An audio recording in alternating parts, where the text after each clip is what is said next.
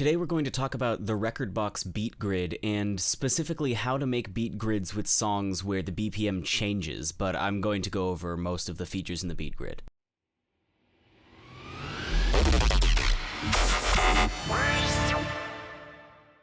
Quick life update before we begin. Yes, I'm aware that I haven't uploaded in a year and a half. Sorry.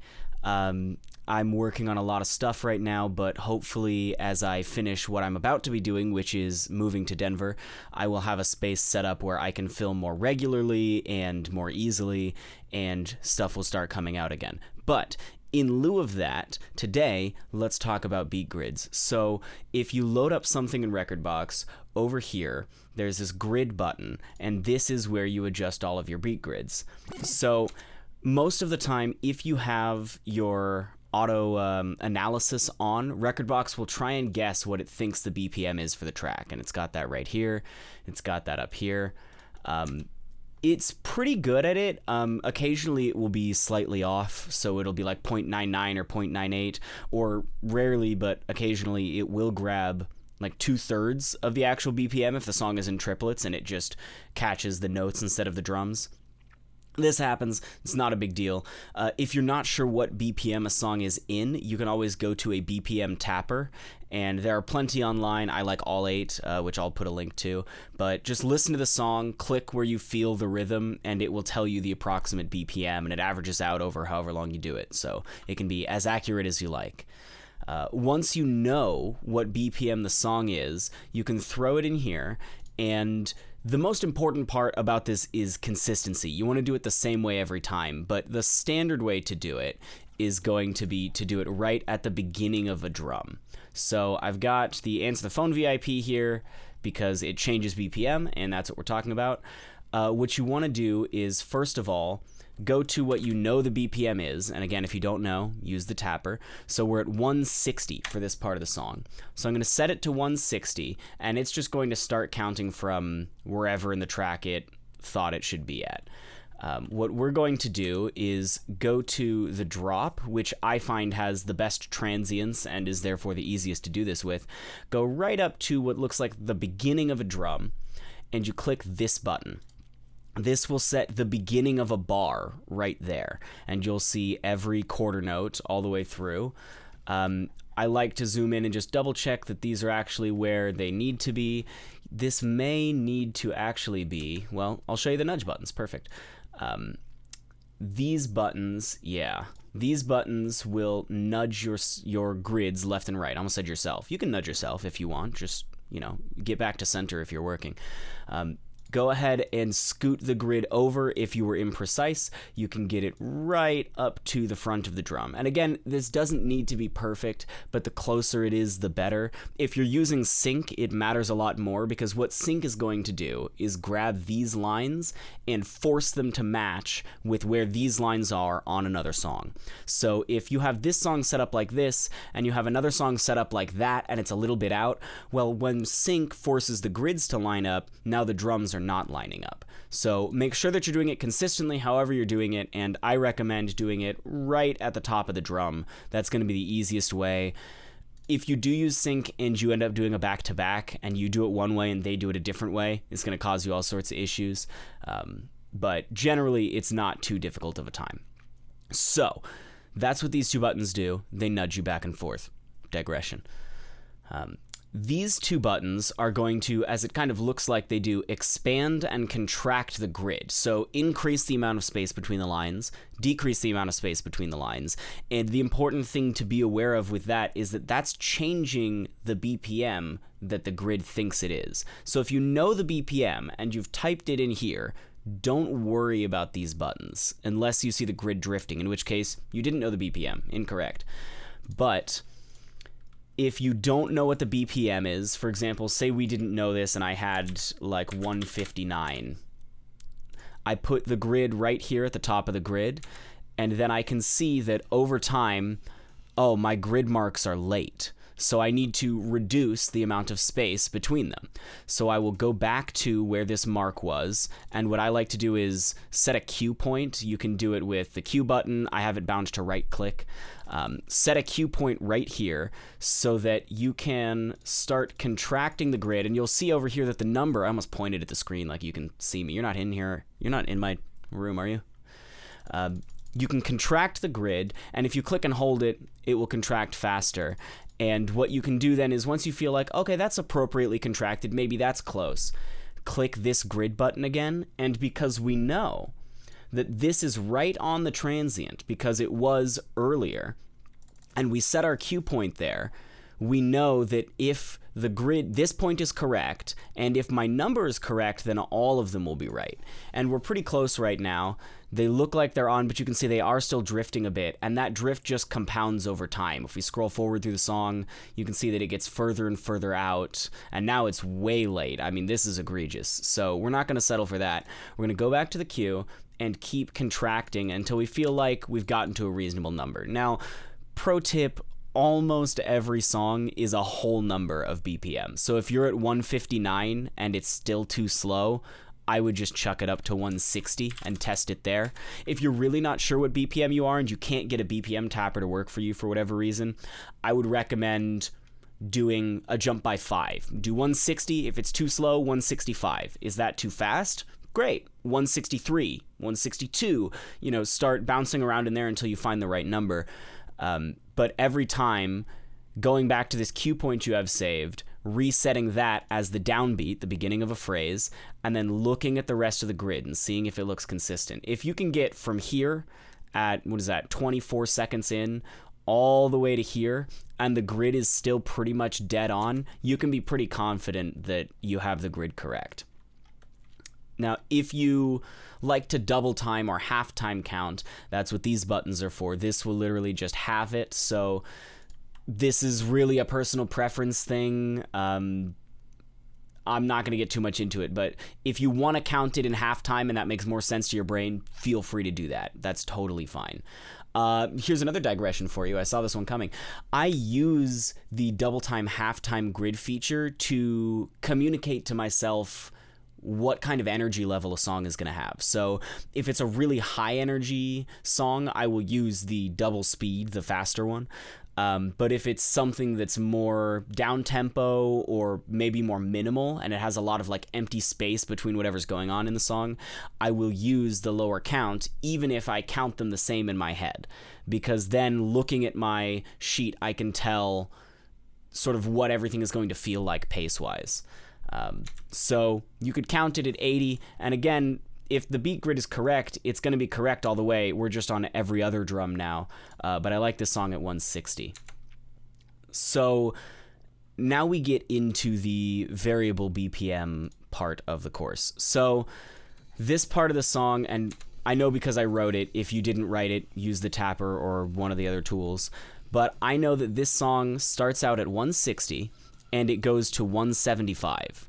So what I'm going to try and do is identify where it starts speeding up. And if you look, during this breakdown, this grid is still on. So I know that we haven't started speeding up yet, and I'm pretty safe.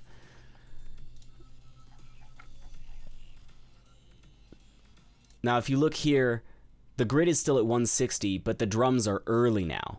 So this part of the song has sped up. So what we're going to do is try and identify exactly where the song starts speeding up. And in most cases, it's going to be on one of those 8-bar phrase marks.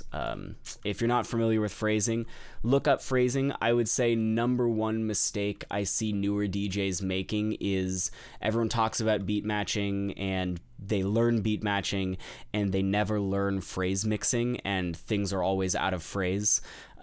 It's something that isn't talked about as much as it should be. So if it's not ringing a bell in your head, go look it up. Maybe I'll do a video on it at some point. Who knows?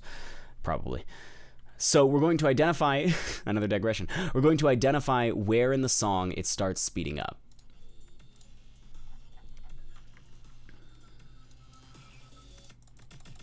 Here is the phrase of 8, and again, there could be some trial and error involved in this. This is the phrase mark, and I wrote the song, so I happen to know. So what we're going to do is click this button here. This is a grid break. So you can see the left bit is grayed out and the right bit is still white. That means that we're only going to be editing the grid to the right of the point that I click this on. So I'm going to click it here, and you can see that the grid to the left goes into these little tick marks. That's how you know we're grid broken. This is locked in right now. We're not affecting that. We are only affecting this part. So what I'm going to do now is go to the point where it is finished speeding up. And if you really want, you can grid each individual measure by how much it's sped up. I think that's a massive waste of time. So instead, what I usually do is I go to where it finishes speeding up, which is right here. This is the beginning of the drum. And I know it's speeding up, so I'm going to contract the grid, reduce the amount of space between the grid lines, which makes it faster. And you can see this number goes up, this number goes up, and where is it? There we are. As we continue to speed up, I'm just going to speed it up until the next downbeat, I don't know why I put air quotes around downbeat, that's what it's called, until the next downbeat lines up with the new phrase. So there we are, we have a downbeat lining up with the drum. So even though this grid is locked in and then this grid is off, technically the grid is jumping from 160, if you watch this number, it jumps from 160 straight to 169.4. Nice. It's way off in this section. I'll tell you a secret. I'm not going to be using sync and trying to layer a section where the BPMs already increase. If I really want to do something that complicated, I'm either going to freeball it and try and keep it in time by hand with the jog wheel, or I'm just going to make an edit ahead of time. So for something like this, I'm not worried about the grid being off for these 8 bars as it speeds up. We speed all the way up, and the drums catch back up with the grid, and here we are.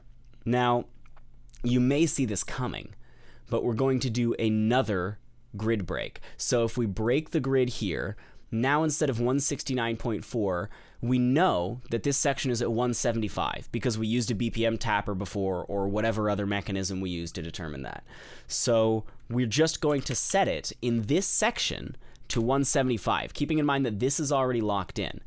Now, if we've done our job correctly, this grid is going to be correct for the entire time that the song is on 175. And if you look, it's ever so slightly late. This happens when you're doing the warp sections. So what I will usually do is take this button, rejoins the grid. That's why both sides are white. Affect the whole thing at once. I will usually take this one last section, do a grid break, and make it a tiny bit faster. And then, yeah, it complains because this is 169.4, this is 175. That's fine. We're going to redo that in a second. So we're going to make it a tiny bit faster, which makes this almost 170, and then this is all wrong. Let's see. And then we just need to do a little bit of nudging.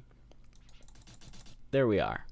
So now this is correct, right? Do another grid break, set everything after that because the grid break locks in on the left and maintains on the right, or the other way, camera. 175. Boom.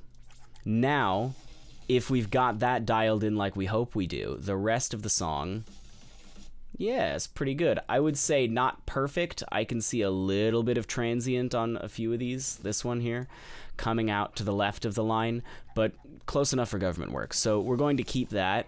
And then as long as the song stays 175 BPM, there shouldn't be any drift. Because as we talked about in the sync video, if the BPMs are the same, they won't drift. And then if they're off, you can just adjust them to match up with the beats. If the BPMs are not the same on 2 settings, whether it's 2 songs or a song and the beat grid, then you're going to get the drift. So as long as our BPM is correct, it's not drifting anywhere, it's going to be exactly the same amount of out. And if I'm mixing that and I hear that that's a slight issue, I'll just nudge the jog wheel a tiny bit and scooch it over just the littlest bit so that it sounds right. But that's more of an in-the-moment thing. If you really want to be neurotic, as I usually do, and get this absolutely correct, you definitely can. It just requires some more fiddling with this section and where you're doing the breaks and how much you're scooting things. And ideally, if the song remains at 175 BPM for the rest of it, the grid will be correct. This song does not. It actually slows down here. This is not something I'm concerned about because this slows down and down and down and down and down all the way for the rest of it. I don't need to grid that. I'm not going to be beat matching during that. And again, if I am, I'll figure something out by hand. So that is how you would set a grid for a dynamic BPM or for a song that has multiple BPMs. I also do recommend, as a side note, that you really mark them like this for two reasons. One, you don't want to accidentally grab a song and then halfway through you realize, oh, it's about to speed up, and the next song I really wanted to play is the same BPM as the first half of this song, and now I have to figure out how to either get out of this song before it speeds up or have it speed up and then slow back down somehow to get to the next song. It's not worth it. But the more important use case of that is when you are making a set and you're in one BPM and you really want to get to another BPM, it is so easy to just type BPM into Rekordbox or Serato or Tractor or Mix, I don't know what you people use, and then you can see this song, for instance, British Gas, Odd Profit, starts at 145, goes to 120, then goes back to 145, and then 120, and then there's a section of 110 at the end. If I'm in 126 and I need to get up to 140 really quick, I can literally type BPM and then sort it alphabetically and say, okay, I'm in 140, where do I need to go? And I have all of these options laid out right in front of me, and ideally I can find one that's in the right key that I want to use. So tagging your BPM manipulated songs is a really useful tool for set building, and I highly recommend it. Other than that, I think we're done.